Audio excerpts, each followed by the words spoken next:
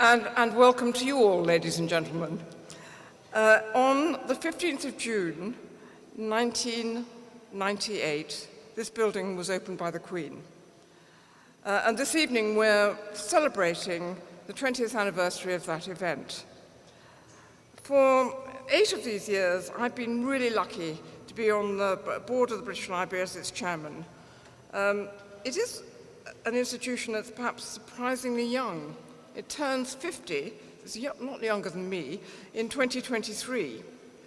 But over the last half-century, Colin St John-Wilson's architectural legacy that we can see all around us here has played a very important role in the library quickly establishing itself as an instantly recognizable destination, and I think you'll all agree, a fitting home to one of the world's leading libraries. It's a landmark building and we're proud of it. It's the largest public building constructed in the 20th century, something that many of you may not know, and it was relatively recently Grade 1 listed, which I think it really did deserve. And our little video, which you've just seen, I think shows that it's a building where the extraordinary knowledge contained within our national collection of printed, written, and digital content is brought to life every day for an incredibly diverse range of audiences, from researchers across every discipline to school children, from entrepreneurs to exhibition goers.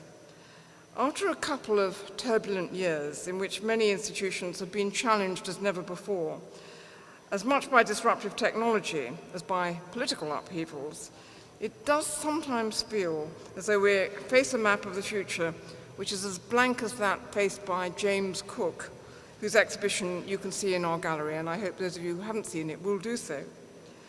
But the mission to advance knowledge does provide us with a compass. Britain is endowed, as I'm sure you'll agree, with tremendous assets in terms of its knowledge, the infrastructure of its knowledge, and by investing in these, we have the best hope of charting our future course.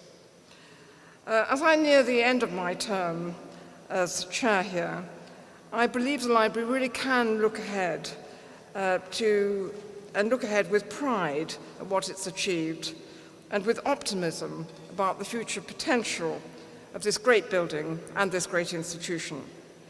It gives me enormous pleasure to announce that DCMS has appointed my successor, Professor Dame Carol Black, who is the principal of Newnham College, and she'll take over from me in September.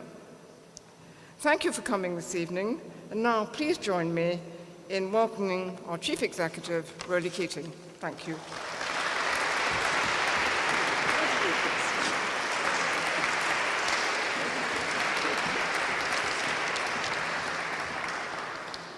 Thank you, Tessa.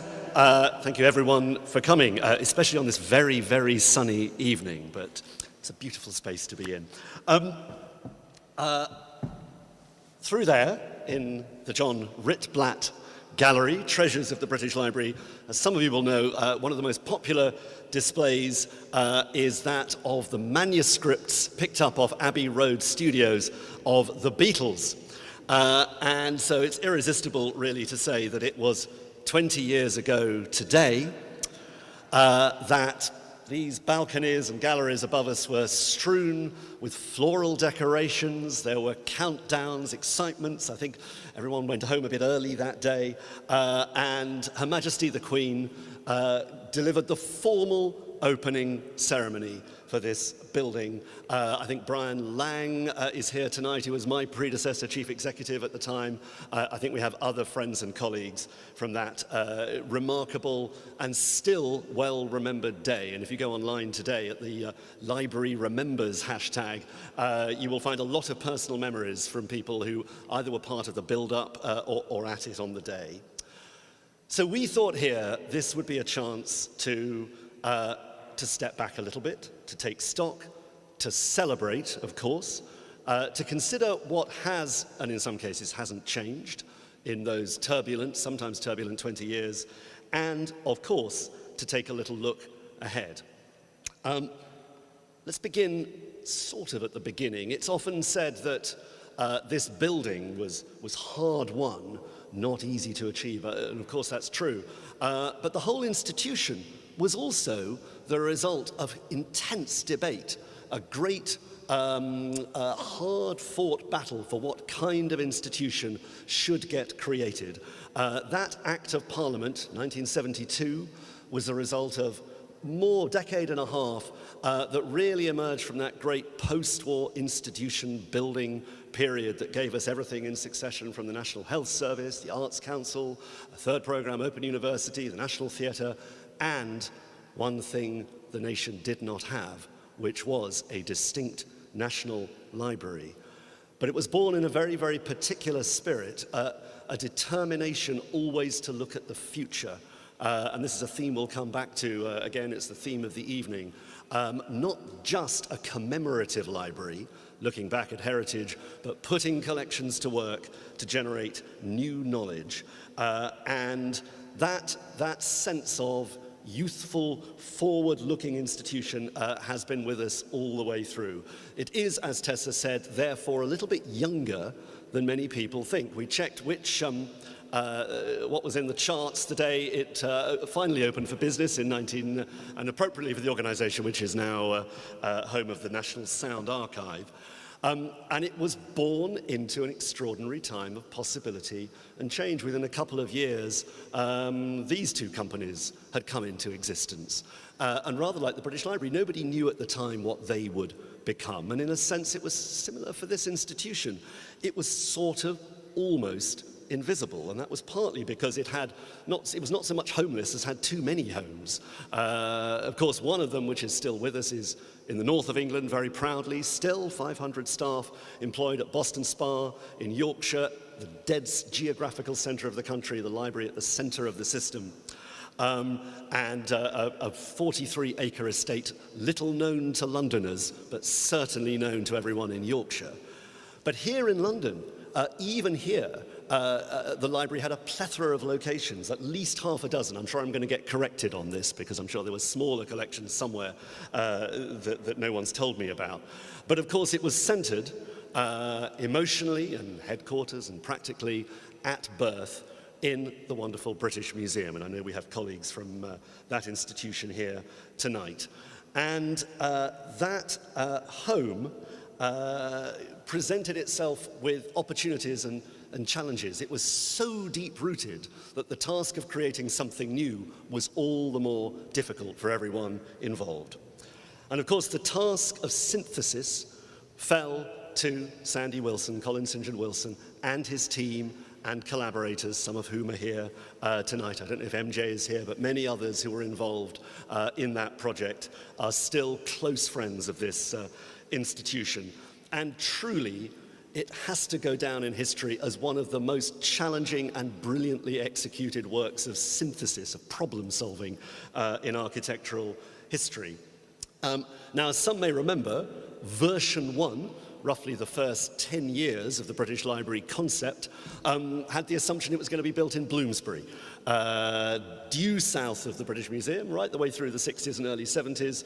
And it probably would have been a wonderful design were there not little bits of heritage Bloomsbury in the way. And eventually, that idea was paused. And the replacement site in the railway lands north of the Euston Road, and to be precise, the railway yards adjacent to St Pancras, I think it's fair to say the virtues of this site were not universally understood in the 1970s. Impressively and wonderfully, no one involved in the project seems to have been fazed by that. Sandy and his team set about this unpromising location with creativity, thoughtfulness, a sense of history, a history of the site, a history of the idea of the library, of what a national library can mean and be, scholarly and archival influences all around us feeding in, drawing on the energy and eclecticism and indeed the red brick of our extraordinary Victorian neighbour, but also drawing on international influences quite appropriately. People who come here from overseas see all kind of references in the building that Sandy and team delivered. But of course, the Finnish architect Alvar Aalto was preeminent amongst them, and you can see his spirit fusing with a kind of eclectic Englishness all around us.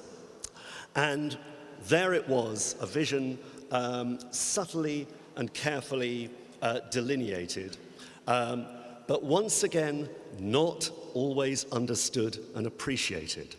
There appear to have been one or two commentators in high positions of influence for whom a building site, and it was a very, very long period, this has to be accepted, could not reveal its natural form.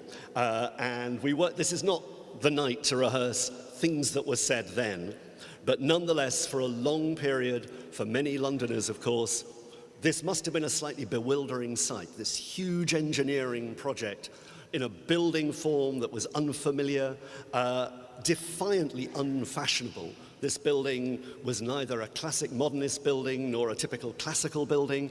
It was and is wonderfully its own thing, and sometimes going your own way is hard in any culture. However, it was delivered. It opened its doors operationally in '97, and the formal moment was 20 years ago today. And I think something happened almost from the moment the doors underneath David Kindersley's and Lida Cardozo's extraordinary gateway opened. People came in. They sort of took a deep breath, and that sense of calmness that descends on almost anyone who walks through this door seems to have descended upon the national conversation about this building. People discovered, readers discovered the delicacy of execution. They found the sense of public space, open space, and more people, I should say, began to discover it as some of the barriers were removed and what was once just scholarly areas became open to all visitors.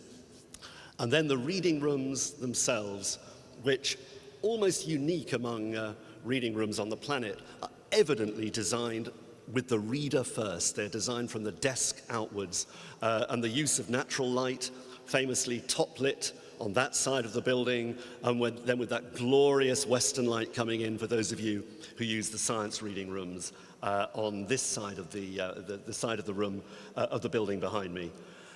And what I think people who then used this building on a regular basis discovered is that this is surely the most deeply thought through library building in the world.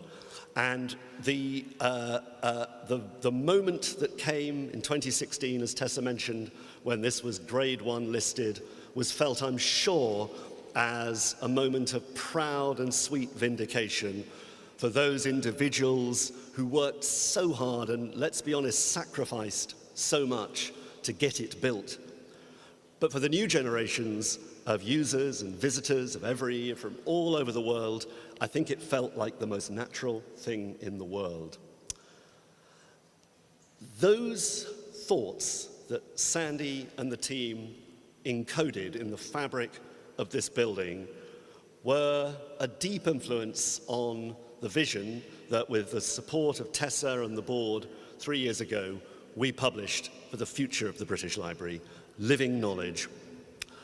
It was a moment for us to step back and restate what was just a bald act of Parliament in language that we hoped anyone could understand, a mission, an overarching mission to make this intellectual heritage around us accessible to everyone for research and inspiration and enjoyment. We were trying to find words, by the way, which might make sense perhaps in a digital future in 200 years' time, but might also make sense to the founding fathers of the British Museum 200 years previously. And we had 6 statements of purpose which guide us: our custodianship role, looking after this collection and growing it; our commitment as the National Research Library for research of all kinds; supporting business. It's in our Act of Parliament to support industry, that 1960s originality of vision, to put it at the service of the economy as well as other purposes. Culture, of course, we are one of the great cultural institutions now of the UK and the world.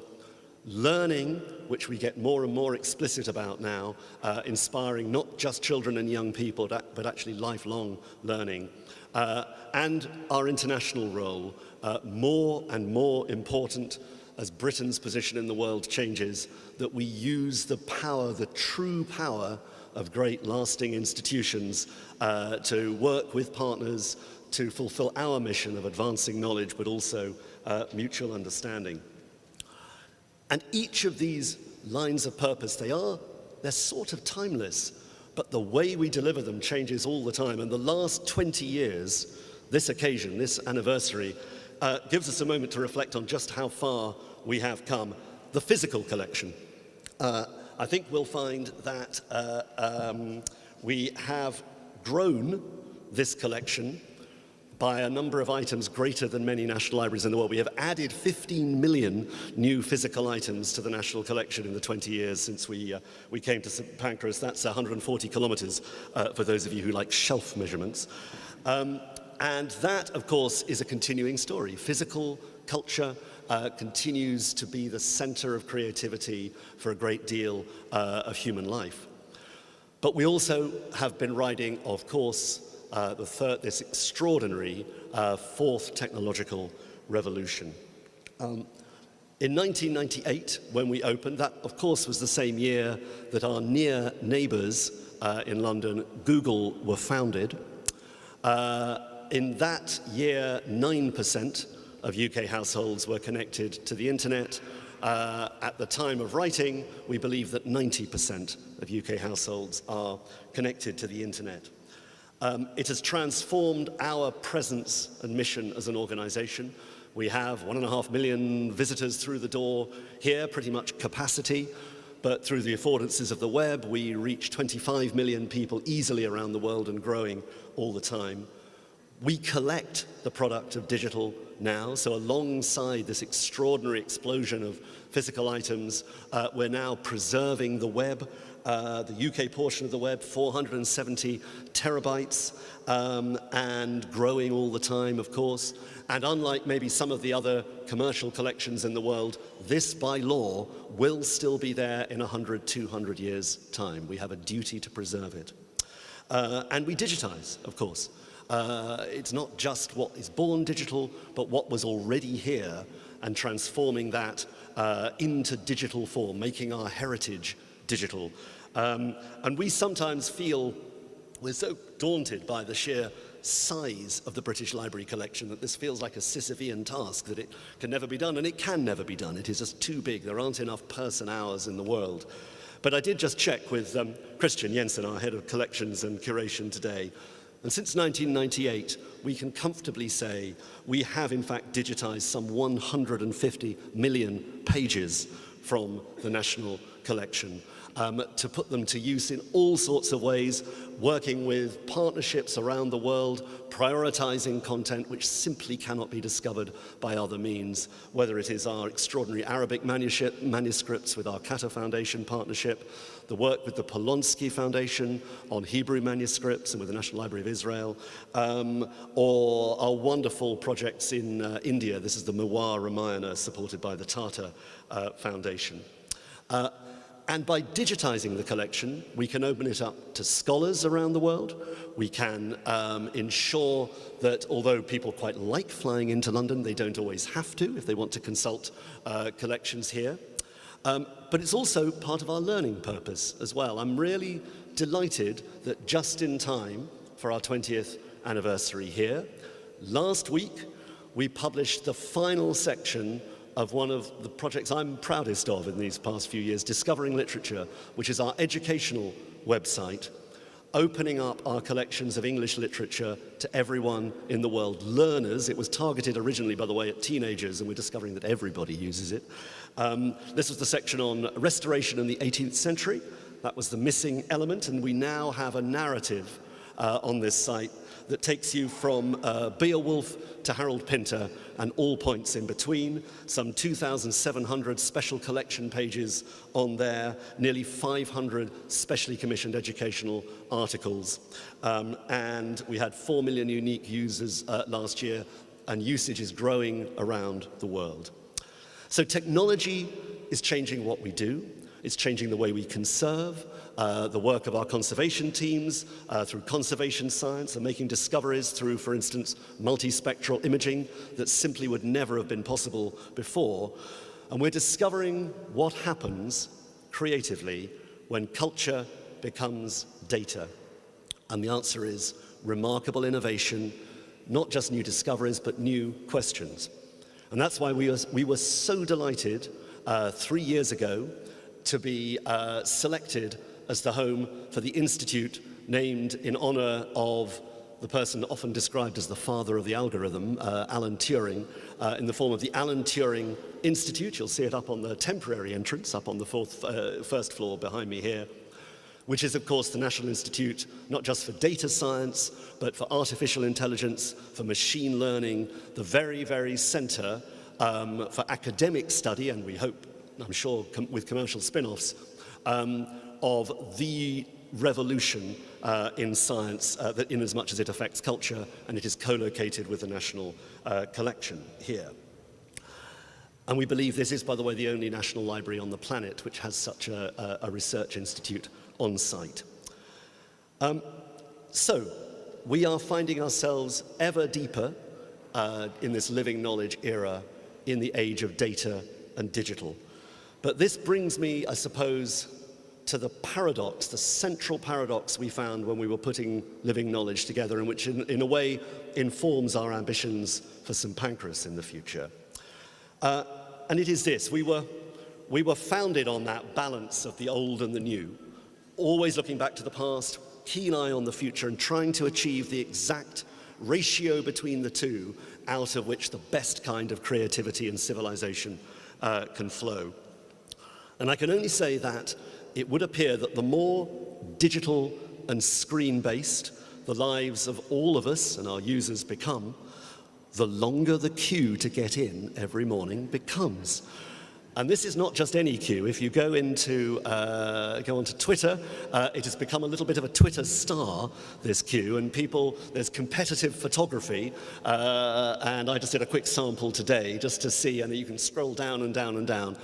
A great celebration, partly of, I guess, a quirk of British culture. We love to do this, and I know you can't book a seat here, so there you go. But nonetheless, it has become partly an emblem which makes people very proud and very excited about the power of a library to draw people in and draw people together, but partly a truthful sign that people, the more digital lives become, the more vital spaces like this are, and if they are well engineered, well presented in the right location, people will come, and they come in ever larger numbers because they want to be together, whether it's for communal study, and of course you'll have seen how much more general study goes on now in the public spaces than I suspect the original designers ever imagined, but we think that's wonderful, and in some ways that relieves the pressure on the reading rooms to be true places of silence and scholarship. The reading rooms too, if you wander around, are humming with quiet, concentrated life. People want to be together. And for our other purposes, this becomes even more significant: the extraordinary explosion of the culture and educational programs that we have run here over the last 20 years, but I guess particularly in these past decade or half decade or so.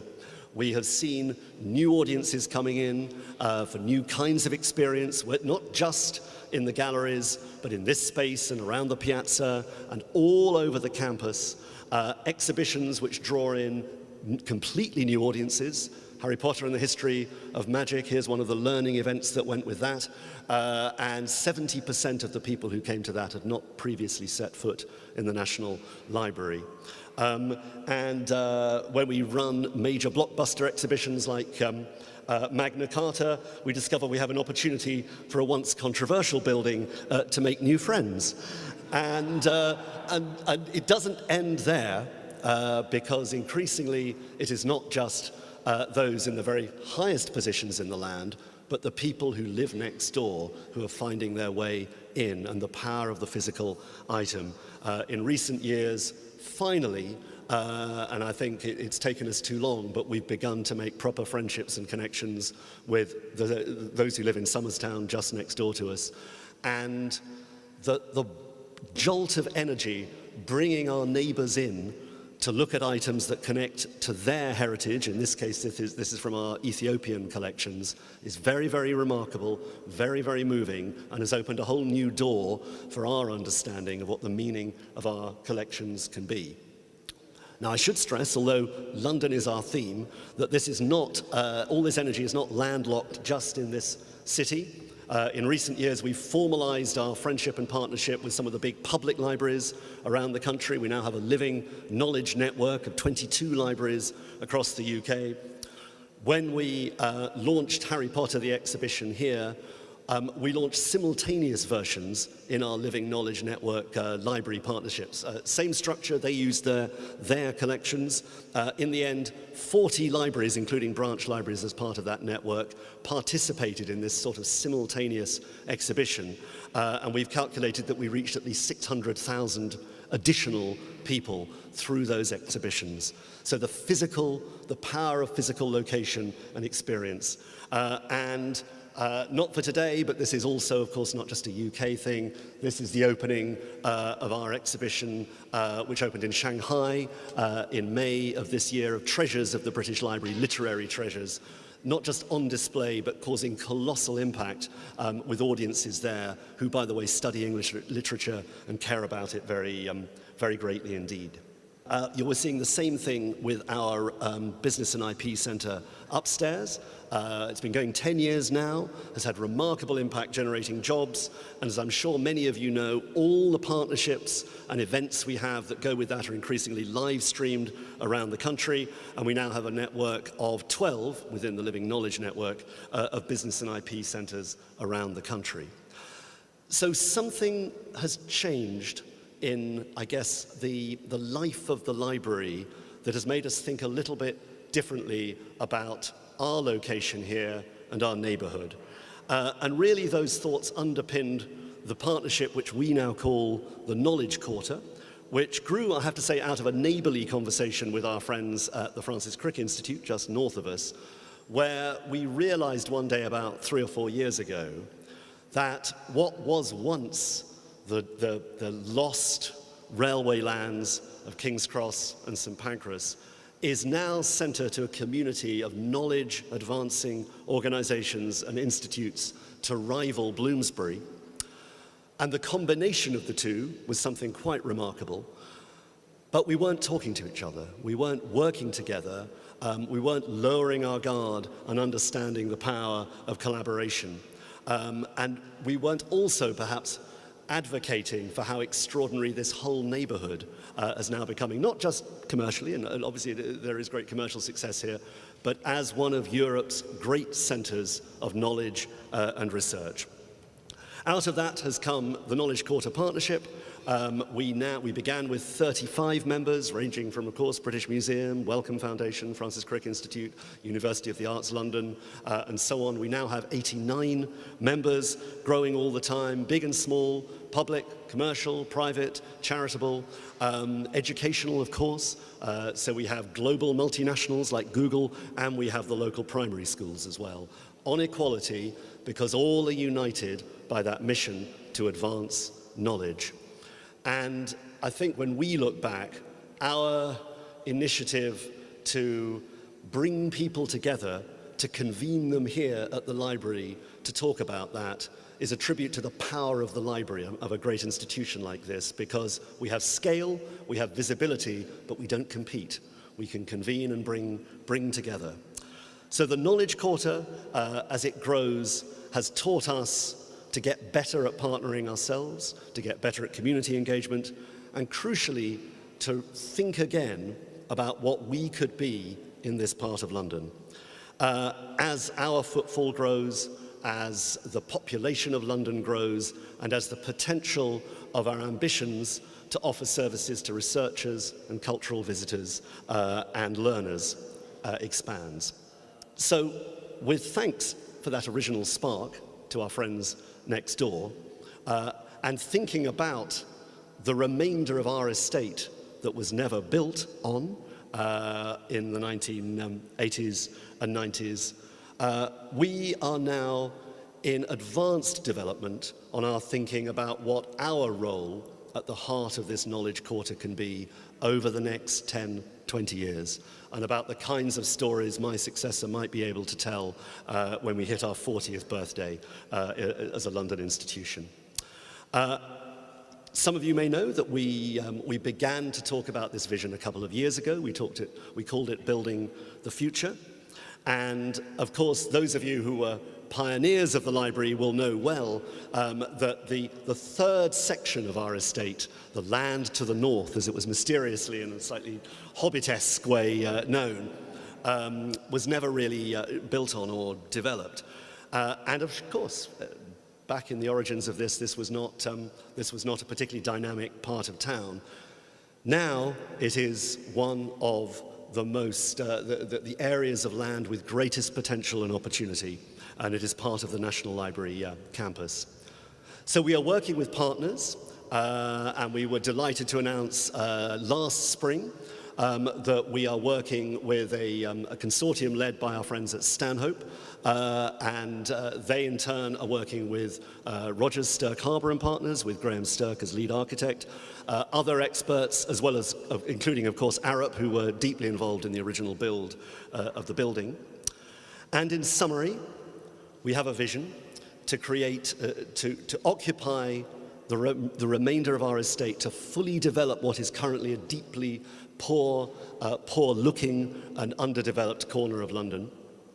It will include a new entrance and a frontage for the British Library at our northern end, complementing the great southern expanse onto Sandy Wilson's Piazza, and of course adjacent to the Francis Crick Institute, opposite what is now the great concourse of St Pancras railway station.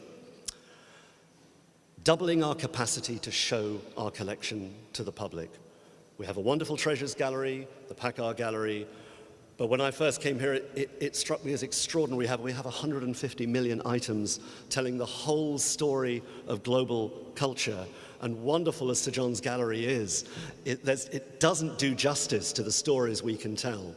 With additional space, we have the ability not just to create, in the extension, bespoke special exhibitions, versatile for the kind of digital display that audiences expect and we want to deliver, and who knows what our successors will come up with, but also, very excitingly, curatorially, to rethink what it means to display a permanent collection of this scale. This is work in progress. We hope to report back as our thinking develops, but to begin to think what a narrative that chronologically begins with Chinese oracle bones from 3,000 years ago and concludes with websites downloaded last night might look like. So huge opportunities there, and undoubtedly meeting demand and excitement and interest from the publics that we serve. A learning centre.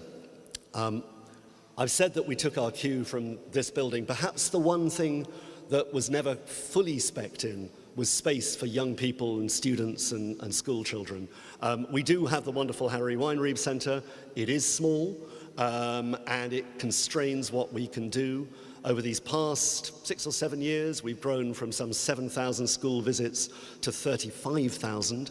We think we've just about hit capacity, but the demand is growing all the time, and actually our duty to serve is growing all the time. And what we hope the new development will deliver for the first time is a proper learning centre, not just for the young people of the neighbourhood, but for other kinds of learning experiences for people of all ages.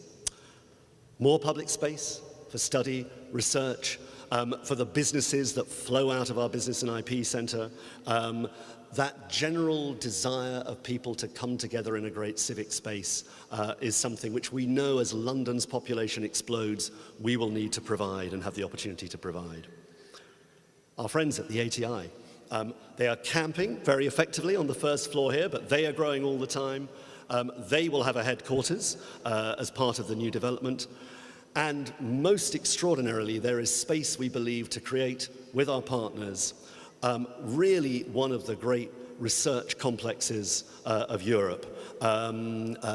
Space to offer really versatile environments for the explosion of interest in particularly life sciences, stimulated by the Francis Crick Institute next door, data science and artificial intelligence, stimulated by the Alan Turing Institute, other academic and commercial organizations interested in this extraordinary fusion of a national heritage collection with the cutting edge of science. And when we think about the UK's industrial strategy, we can see this really as one of the very rare comings together, cheek by jowl, of humanities, sciences, social sciences, medical sciences, all on one campus with unpredictable collisions and the opportunity to create something that is a hybrid of a wonderful public space with other space for other kinds of companies and organizations to join with us.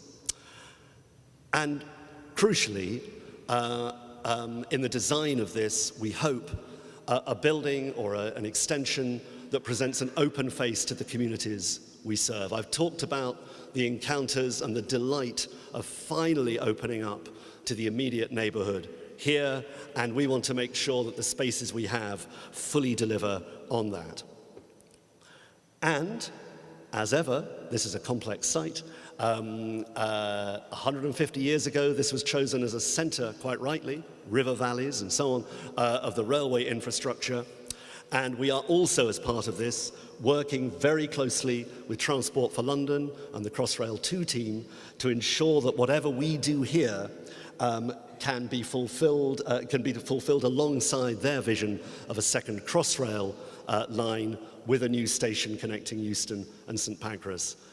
If I said that the previous generation were confronted with one of the great problem-solving architectural challenges, then I think it falls to our generation to solve a three-dimensional problem no less challenging.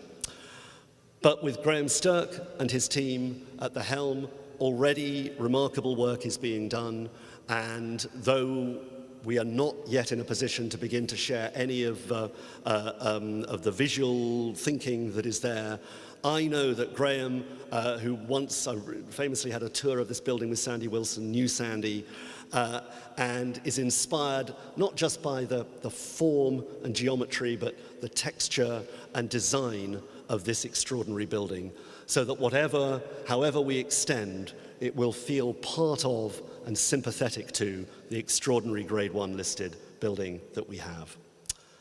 So we look forward to sharing more of this in the years ahead. We don't know how long the journey will be, but there's an energy behind it now.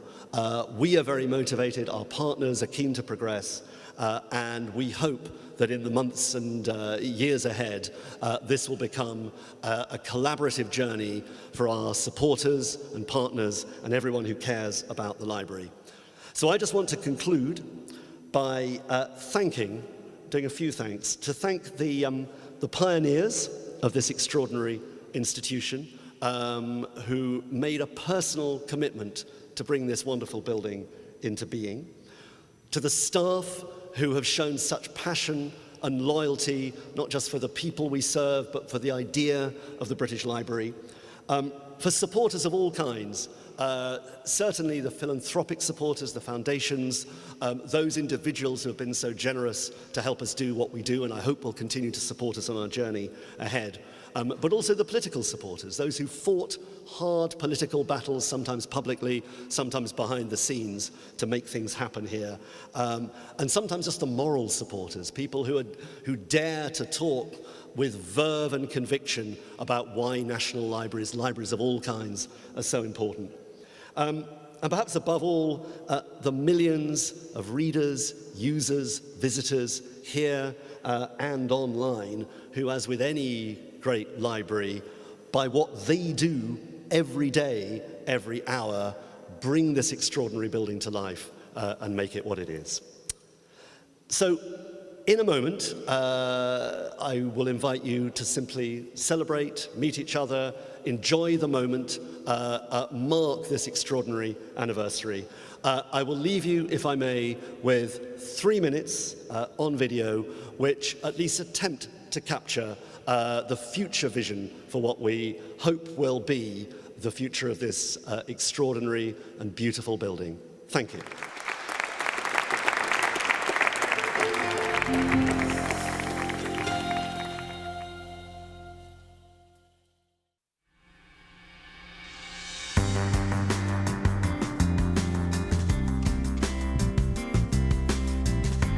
It's 9:30 a.m. and the doors of the British Library at St Pancras are about to open.